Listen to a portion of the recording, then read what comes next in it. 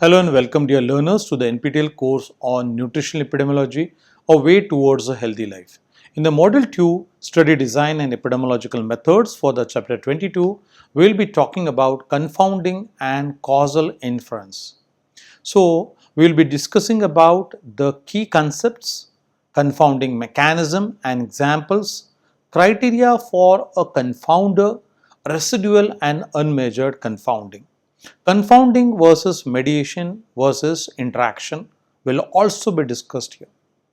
Methods to control confounding, causal inference framework, identifying confounding versus DAG, advanced method for causal inference and case discussion also will be taken. So, defining key concepts, we will be taking confounding. Confounding occurs when observed association between an exposure that can be dietary intake and an outcome that can be disease is distorted by a third variable that is related to both exposure and outcome but is not on the causal pathway. The example can be the association between coffee intake and heart disease may be confounded by smoking. The causal inference is that it aims to estimate what would have happened if individuals have received a different exposure. For example, high versus low fruit intake, assuming all other things were similar. So you can understand over here what is confounding and what is causal inference. Let me get you more clear to confounding mechanisms with examples. You can find it over here, the classical confounding triad. You can see confounder as smoking, exposure as coffee consumption, and the outcome is lung cancer. Observed association between this is being seen to state that there is a spurious if confounding not controlled. So that is what is the smoking. The smoking is associated with coffee consumption. Smoking causes lung cancer and smoking is not intermediate step between coffee and lung cancer. So if smoking is not controlled over here, the harmful effect of smoking may be wrongly attributed to coffee. So it is very clear that how these examples can give you the variable as a confounder if not is associated with the exposure. The confounder is independently associated with the outcomes. The confounder over here is not an intermediate step in the causal pathway that what we have taken as smoking. So it can be very clear that coffee drinkers are more likely to smoke and smoking causes lung cancer. If we don't account for smoking, coffee looks artificially dangerous. So it is very clear that the confounder here is smoking. Now we will take the healthy user effect. So what it is? It is a systematic bias in which individuals who comply with healthy promoting behaviors, example supplement users, high fiber eaters and so on, differ systematically from non-users in terms of health consciousness, screening attendance and healthier lifestyle. For example, health conscious individuals or supplement users, you may come across exercise regularly, they do not smoke, they eat healthy diets such as high fiber, fruits, vegetables. They also avoid health screening. They are higher educated and have a higher income. So this all is associated with health consciousness. Whereas in non-users who are less health conscious individuals, they exercise little or no exercise. They are more towards smoking, they are with unhealthy diet, they take lot of junk food, beverages, alcohol, less likely to attend the screening, health screening and lower education and low income. So this is all associated over here. So in nutrition, people who take multivitamins or omega-3 supplements may also exercise more. avoid smoking, and have high level of education. It is also observed the benefits of supplements may largely reflect reverse causation and confounding rather than the true effects. So here also the confounding mechanism play very important role over here to give you as an bias. Now comes criteria for a confounder, whom to be called as a confounder, and there is a criteria that can define it. To be a potential confounder, a variable must satisfy three conditions. What are the three conditions? The first is association with exposure, which is the very first condition. You can understand there is an exposure which is being stated and seen over here in the particular picture, the first one, and the potential confounder is being stated over here. The association in source population or controls, high SES people eat more fruit. Socio-economic status, where it is high, you can see that they eat more fruits. Association with exposure. Association with outcome in the second picture, where the confounder is like predicts outcome even in absence of exposure, where low socioeconomic section people is independently associated with higher cardiovascular risk. So this can be associated rather not directly being seen. And the third one is not on the causal pathway, that is exposure which is being seen over here and the cardiovascular. So not an intermediate step for exposure to outcome. So potential confounder. Weight loss is a mediator of energy restricted diet and CVD and not a confounder. So you can say it's not a confounder. So these are the criteria. If at all it fulfills, then you can say that the criteria of the confounder is fulfilled and you can take it as a potential confounder. What is the residual and unmeasured confounding? Residual confounding and unmeasured confounding. Residual confounding occurs when a known confounder is imperfectious, measured or crudely adjusted. For example, crude adjustment example, physical activity, active and inactive with diet and cardiovascular. Inactive, it is cardiovascular disease. Active, where it is more closer to the diet to adjust. Where versus the detailed measures is continuous physical activity, diet and lower cardiovascular risk. So adjusting only for urban versus rural instead of details socioeconomic status, education, income and occupation leaves confounding in diets for cardiovascular studies. Unmeasured confounding arises when important confounders are not measured or not available in the data set. You may come across unmeasured confounders like health literacy, cooking practices, food environment, social media driven diet trends. In nutrition, unmeasured lifestyle, healthcare seeking and environmental factors can severely distort association between diet and chronic diseases. Confounding versus mediation versus interaction.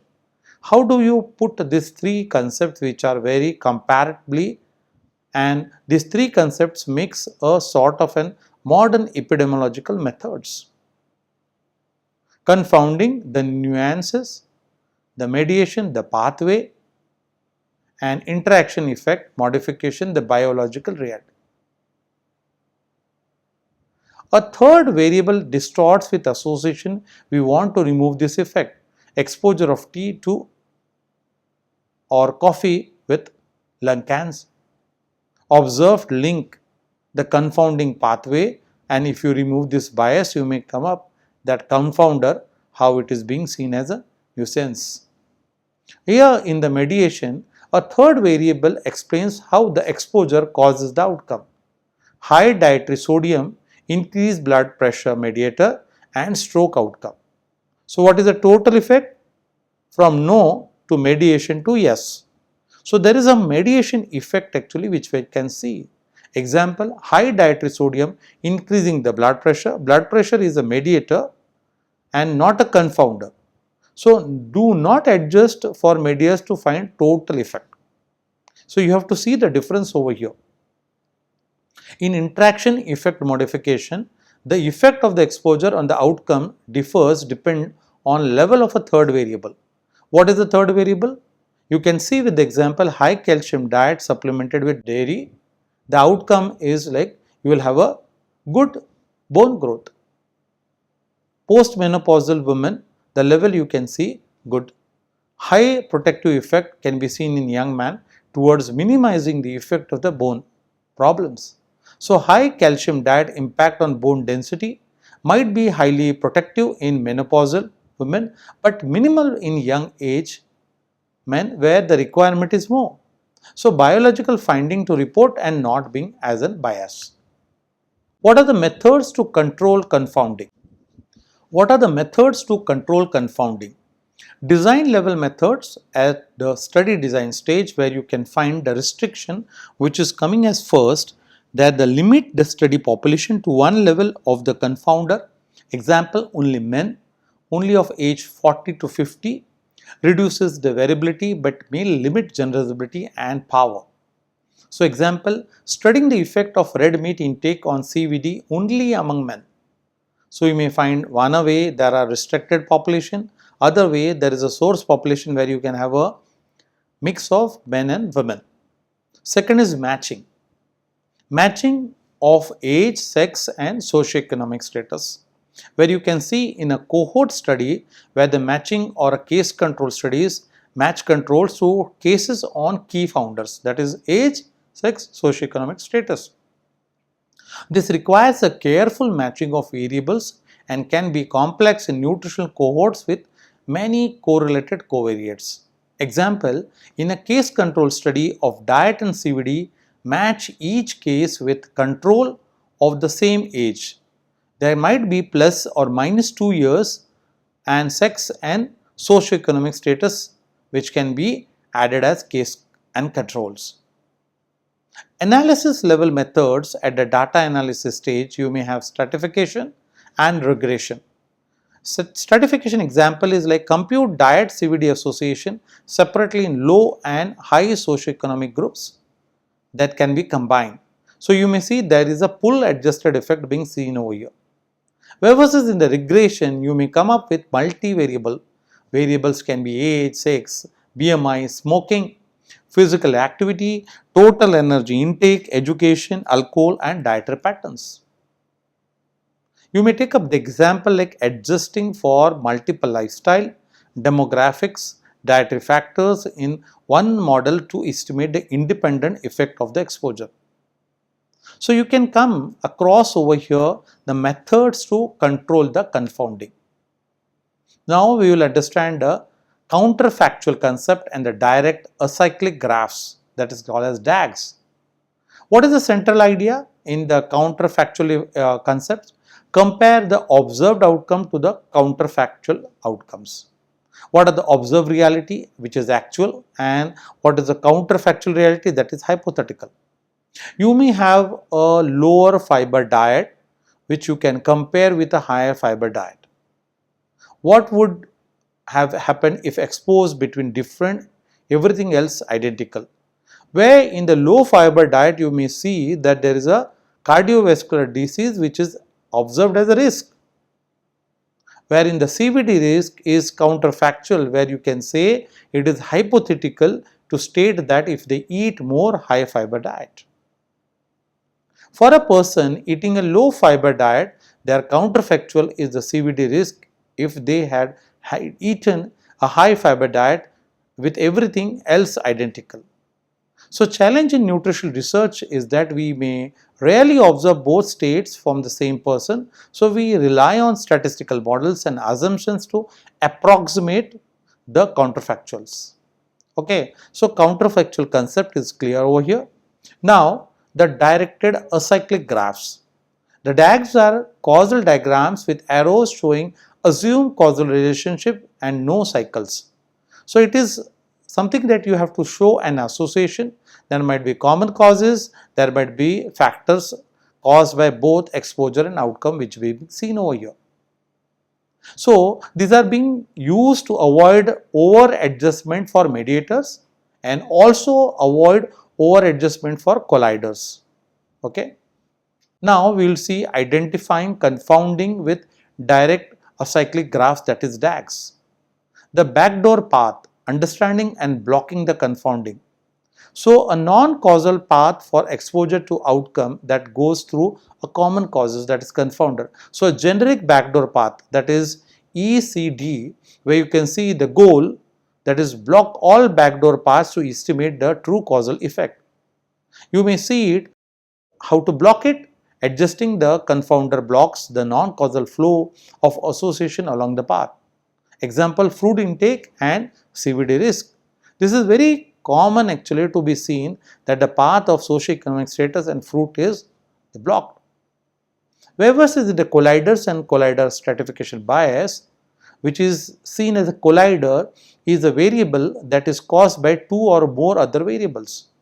So you may find a generic collider, the arrow collides at the C, and the pitfall conditioning on a collider, example by stratification or adjustment, opens a previously closed non-causal path, inducting a spurious association between E and D, which is stated in the picture over here. Example, a diet quality and healthcare use in a study. So a diet quality versus a collider as an hospital admission and a illness as a severity. So you may have an unadjusted no association in the diet quality, where versus in a diet quality adjusted for hospital admission induces false association. So conditioning on hospital admission creates a false link between diet and illness severity, biases the study results. So you can clearly get it, the confounding with direct acyclic graphs over here. Advanced method for causal inference. There are four methods which are stated over here, which is propensity score method, instrumental variables, Mendelian randomization, marginal structural models. So if you take propensity score method, it is to calculate the probability score that a person would adopt a specific diet based on a baseline characters. The researchers match or weight individuals with similar scores to create high comparable groups, mimicking a randomized trials. In instrumental variables, they use a unique third variable that is strongly associated with exposure but has no direct effect on the outcome, and it exerts through the exposure, which acts as a natural randomizer. The example can be seen over here. In Mendelian randomization, it uses genetic variants as instruments for modifiable exposure. The strength cause inference if assumptions are met. So it is very clear that here the genetic bypass behavioral confounding is being seen in the example. Whereas in the marginal structural model, MSMS uses inverse probability weighting to estimate the causal effect in longitudinal settings with time varying confounding, which can estimate the changing diet patterns over a time while accounting for evolving BMI, smoking and medication use. Now we will have two case studies, one a case study coming from global lens and one a case study coming from Indian lens. In the global case study, the fruit intake and CVD is being discussed, whereas in the Indian case study, low carbohydrate diets and diabetes association is being seen. The global case study gives you a reflection about an observational study which is often showing the risk of high fruit intake and lowering the cardiovascular risk. The major confounders are socioeconomic status, education, smoking, physical activity and overall diet quality.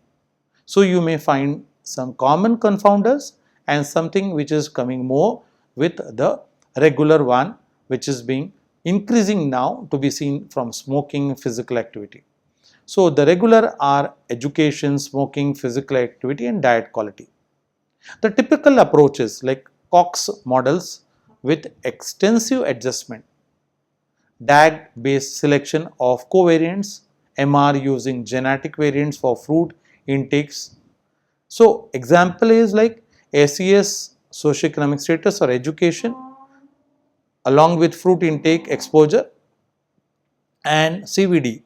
So you may find that socioeconomic status, education, lifestyle factors are confounders and common causes of fruit intake and CVD. So adjust for them to estimate that the total causal effect of fruit intake on CVD is being seen over here. So this observation studies point out us over here that high fruit intake is associated with lowering cardiovascular disease risk, which is being seen with lot of typical approaches which are being used in the global lens. Now we will see about the Indian lens, how they take up for this nutritional epidemiological studies. In this study, we will try to understand the low carbohydrate diet and its association with diabetes. So rising popularity of low carb diet in urban India for diabetes control, which is being seen somewhere as a trend. India being seen as an hub for diabetes, there is a trend which is being seen for using low carbs. What are the confounders? Socioeconomic status, access to nutritionist, medication adherence, physical activity, and baseline glycemic control. So what is this medication adherence and glycemic control, which has been seen as something playing a major confounders? Unmeasured confounders are also there.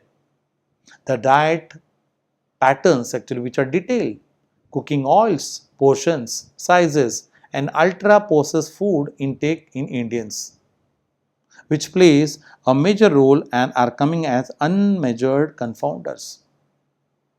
What are the methods? Stratification as the first method and use of DAGs. A stratifying analysis of confounders, that is socioeconomic status, education, treatment status, to examine the association with the homogeneous group. Versus in use of DAGs to identify confounders and avoid over-adjusting for mediators such as HbA1c or BMI, where you may have an association to see that low carbohydrate exposure and adding with physical activity lowers the BMI as a mediator, and you may see adding with the socioeconomic status or education as a confounder, you may reduce to be seen as a diabetic risk. So this is an Indian lens to see and control diabetes for the futuristic risk.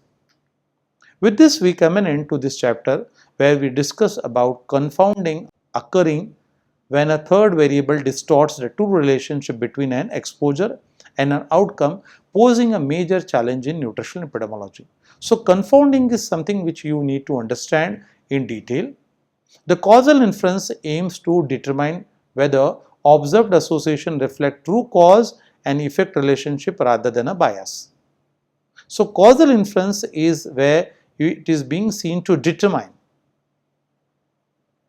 Distinguishing confounding from mediation and interaction is essential for correct interpretation of the result, where there might be a differences that you may overlap with confounding on mediation and interaction.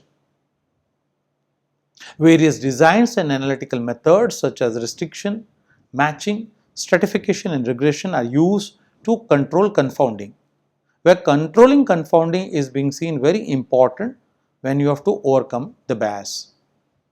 Modern frameworks like counterfactual theory and directed acyclic graph DAGs, which are being discussed in the case study, may help to clarify the causal structures and guide the appropriate adjustment. Advanced method including propensity scores, instrumental variables, Mendelian randomization and marginal structural models further strengthen the causal inference in the complexity diet studies.